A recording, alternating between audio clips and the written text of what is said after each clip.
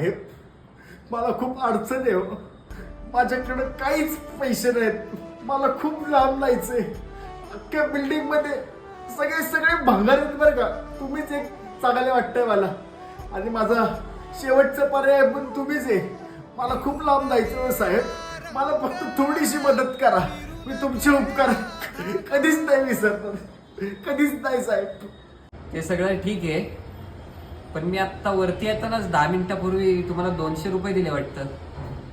तुटलेल्या काचेचा सपन हे डोळ्यात, रात पेटून उठती अन दिवस काळो खात माझ्या देवा.